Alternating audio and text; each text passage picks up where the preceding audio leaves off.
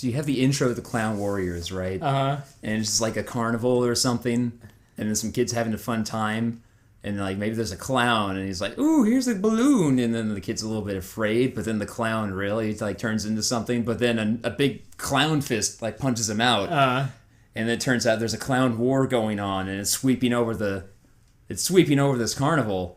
And they have to pick up these two kids and run with them. And they jump through a portal into clown land. And they learn about the Clown Warriors. There's footage of the 4 main Clown Warriors, so you get a sense of the person. They're just the Ninja Turtles. Yeah. They're just the fucking Ninja Turtles, but they're clowns. Right? And so there's the leader one. He's standing over a board and he's like pointing at things. Yeah, and then he looks at the camera. And then and then the silly clown like does like a Christ air over the table because he's skateboarding around. Lands in a giant pie. And a big tongue comes out of his mouth and and it swirls around in a circle, cleaning the whipped cream off his face in a circle. And And then some of it like sprayed onto the serious clown at the table, and he looks serious for a moment, but then he just laughs. Yeah. And then it cuts to the Raphael clown, basically, and he's just training. How does a clown train? Getting pies thrown at his face. I think he's dodging pies. Pies are being thrown at him at high speed by some kind of like He's dodging pies which are being thrown at him by an automatic pie throwing machine, which was built by the Donatello clown. Right? And the Donatello clown is like wearing a lab coat and he's got his goggles on and he's like working on it with wrenches and he really cranks it up. But this machine is also like one of the characters that's actually like a robot. That's a clown robot. It's a clown. Yeah. So you know how shows like this, there's like the outsider, perhaps that whatever. Like those are the 2 kids. So I like to imagine. So the kids are at the circus, right?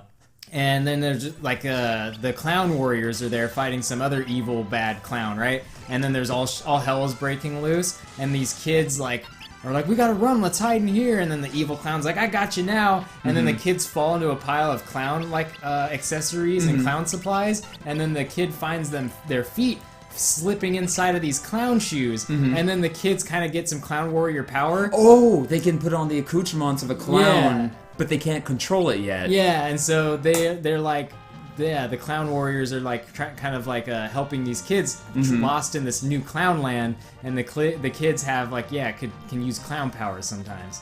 Because then you have someone for the central audience, dumb kids, to latch on to. Because they're like, man, it'd be cool if I was a clown warrior. I want to go to Clown World and put on the clown shoes. And But the kids don't know what their clown power. What are clown powers? I think they can pull an infinite number of shit from their sleeve. Oh. Or a seemingly infinite, and then there are moments where it's like, they're on top of a cliff, and they're like, there has to be a limit to what we can actually pull from our sleeve, but like, it's the silly clown and the kids on top of this cliff, because the silly clown's, he's a kid like himself, right? But sometimes he needs to come to grips with it and kind of like knuckle up and get serious. Yeah. And so he's on top of this, and it's up to him to really find his inner clown and pull enough handkerchiefs from his sleeve so they can climb down.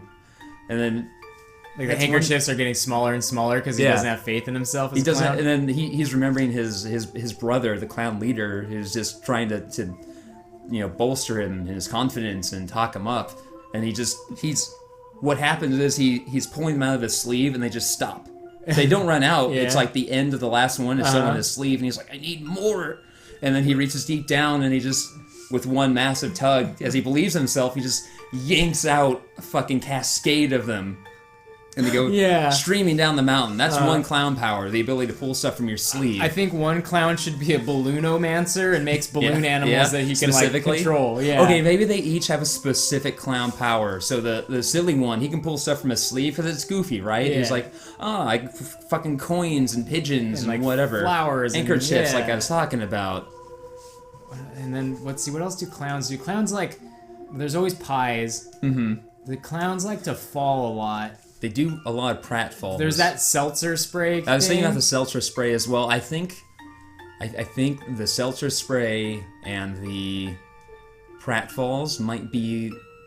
I think the pratfalls seem more physical. I think that's the realm of the Raphael type one. Like he's dodging the pies, but he's doing it like a clown, right? He's doing somersaults and cartwheels and goofy shit like that. Like, but sometimes he's just Charlie Chaplining his way around pies. You know, there's like, if this was a show and it was in the hands of the right studio, there's potential for some really cool shit. Yeah, there is. I imagine one of the clowns has a fighting style that's like, you know, that drunken boxing looking thing, but it's clown style. Yeah. And like one of the things they do is like throw a banana peel on the ground that they slip on themselves, but slipping on the banana peel themselves, it like allows them to dodge something. You know, the inventor one, right? Yeah. He's clever is his thing. He's intelligent and he's clever. So when he's fighting, it's a very indirect. Yeah. He's setting up situations for other people to fail. So he's just like eating a banana and throwing the peel wherever, and then people are going whoa whoa whoa and going off cliffs to their doom. Or he's like putting buckets on top of door frames, so that when the new bad guys run in, they get covered in spaghetti and like oh ew, and then he's got his robot that helps make up for like any kind of physical. Yeah, the robot's always at his side for that. Oh man, man, Clown Warriors. Clown Warriors has got to be. It's got to be a thing. Let's see. So the kids are trapped in this land, and that's the connection that the audience has with the Clown Warriors. There's got to be the big bad.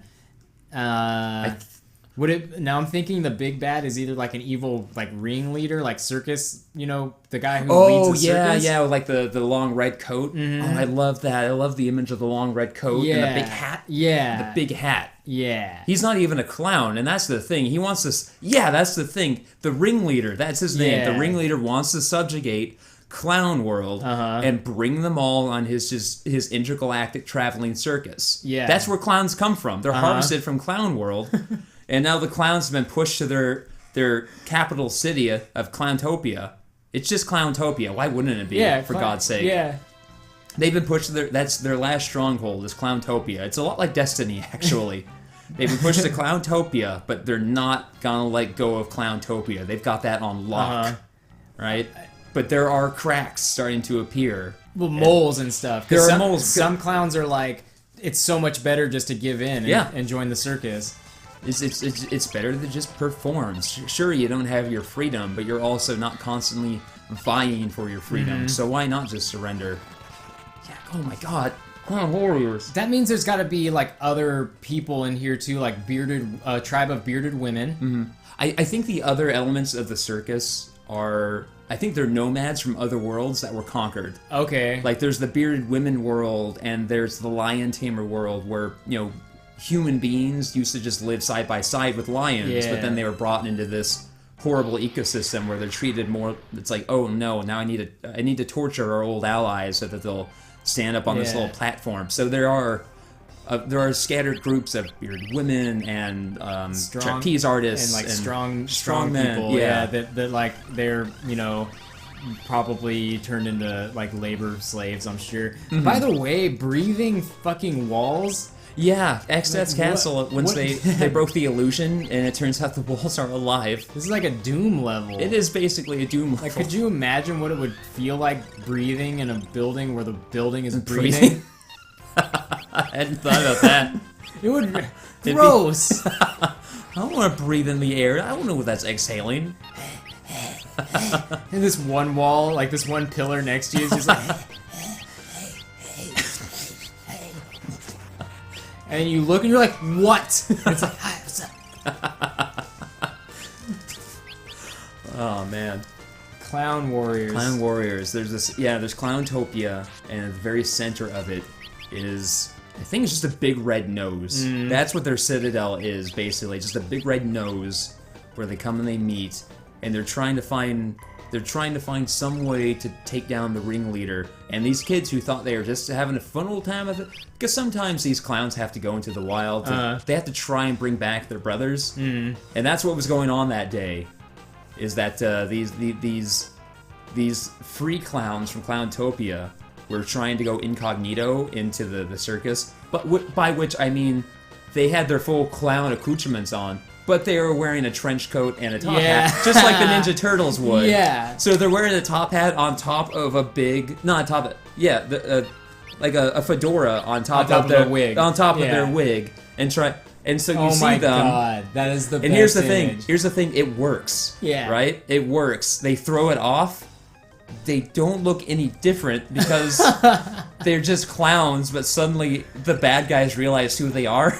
And so there's that moment like, oh! I hope that in every single fucking episode, the serious clown goes, hey guys, quit clowning around.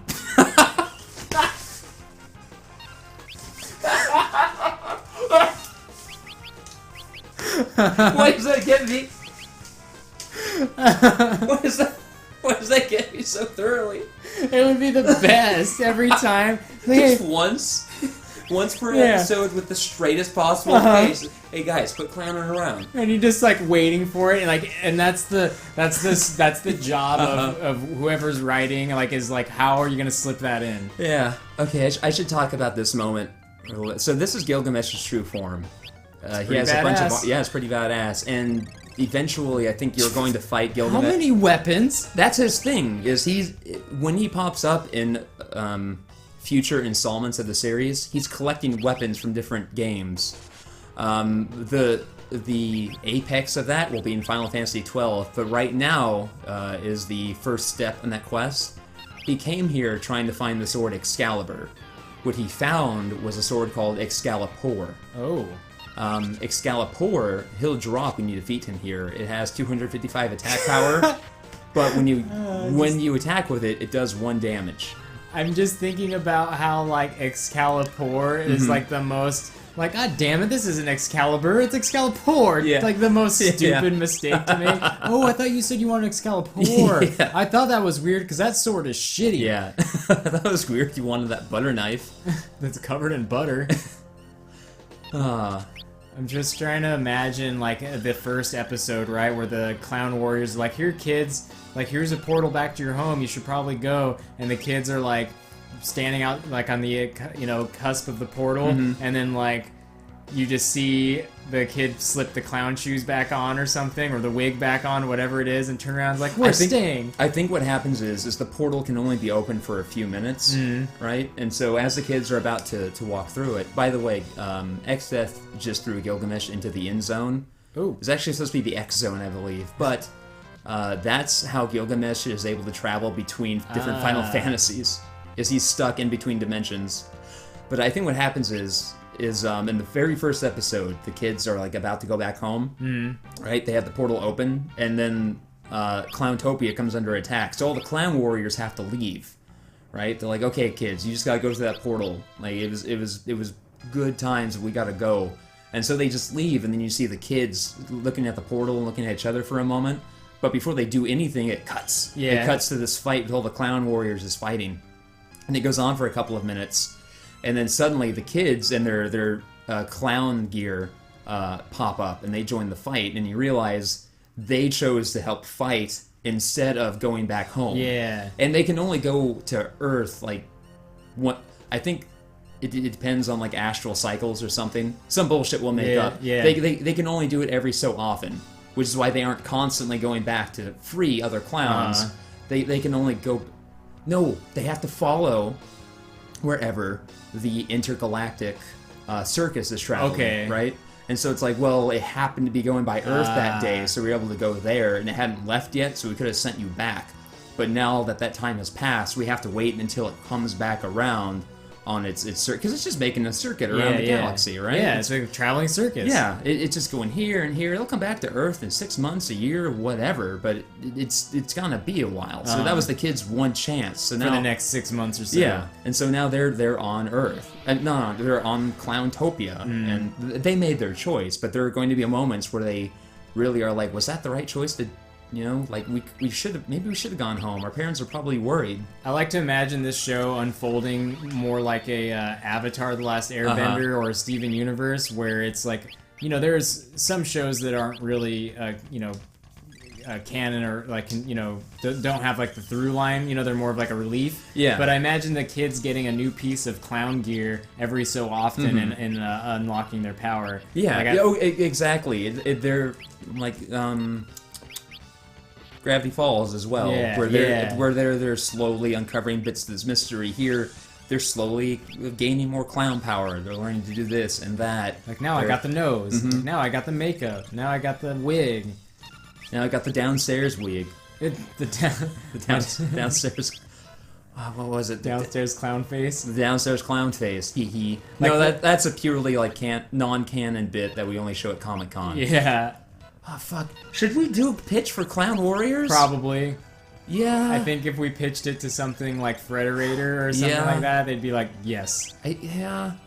And it's this weird comedic tone, but because what got me about it was the image of these clowns, and the one clown, the leader clown, but he's super serious. Yeah. And it had, because that is the tone of the show in a nutshell, where it's stupid just looking at, but it's serious at the same time, which is that humor I love so much that doesn't get used enough. The Mark Wahlberg and the other guys kind of, where exactly. It's like, just play it straight. Yeah, just play it straight. But you're covered in clown makeup. Yeah, this is a hero. No one's ever going to reference it, and they're like, what does it mean when clowns are clowning around? What are they up to that the leader have to go, hey guys, quit clowning around? What is out of the norm? For clowns. Fucking clowns. And then I think that the techie clown should be like Gizbo. That's a good name, like that Gizmo or Gizbo. Yeah, no, Gizbo. Yeah. Because Gizmo has been used before, but it's a little too on the nose. Gizbo. Gizbo is perfect. Yeah. Oh my god, I'm glad we're recording this because I'm genuinely excited about the idea of Clown Warriors. What other? I have to learn more clown lore. Oh, certainly. We got to bone up on the clown lore. Because I know there are different types of clowns, like we mentioned before. Here's something I learned, is that clowns, they have a semi-official process for trademarking their face makeup. Yeah. Where they do it on an egg. And they submit it to a recognized museum, which holds these eggs.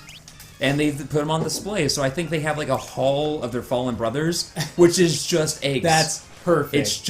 It's again, like when you walk down any kind of memorial, there's the quiet somberness, there are small torches, like there are other clowns like on their knees in front of particular eggs, or chatting with one, and or just in raw tears, and the kids are like, oh, what is this? And then like this is the Hall of the Fallen, and it's just these fucking eggs with clown faces on them, and then there's little clown wigs on them, and then at the end there's like this giant wig, and it's like, what's that? And it's like, that's the wig of the legendary. That's the first wig, like Giuseppe the Great. Yeah, and it's like Giuseppe. That was the first clown, and it's like it's prophesized that a new clown warrior will one day rise and be able to wear the wig. Oh my god, is this an Excalibur situation? Like no one can wear the wig of Giuseppe, but then one of the kids like somehow gets it on. Yeah. And because the wig is too big, and when the wig is a particular size, and usually people put it on, it's like, no, it's just, immediately if the wig of Giuseppe will work for you. But like they're putting it on, and then the kid, like just almost as a lark, as the main clown, I think, and the other kid are walking away, and then he just kind of puts on his head. And then, as the other two are walking away, they're talking about something, and there's a flash of light behind them. They turn around, and the kid is almost scared because the wig of Giuseppe is just it's just it's like weaved into his own hair. It weaved into his own hair. It shaped itself to fit him. It's like, guys. It'd be cool if it was like a Fooly Cooly kind of thing, where the wig gets bigger and bigger as like the kid's power is getting stronger, like out of control, like giant ass wig just getting super huge, and then like growing like hands and weapons out of it. Oh yeah, because again, he doesn't know how to control it. He doesn't know. He doesn't know what it can. No one. Giuseppe's been dead for so long. No one even knows what the first wig can do or is capable of. Like, maybe it's just a wig. Like, some people think it's bullshit. Like, it's just a wig. It's just, some people think it's just a symbol that drew clownkind together in their darkest hour, but it doesn't hold any power unto itself. I imagine police clowns doing their job in Clowntopia, just dressed as clowns dressed as police. Yeah. Things like everybody in Clowntopia is a clown dressed as like whatever you would think they would be doing if they were on Earth, like clown chefs. Yeah. Okay. Yeah.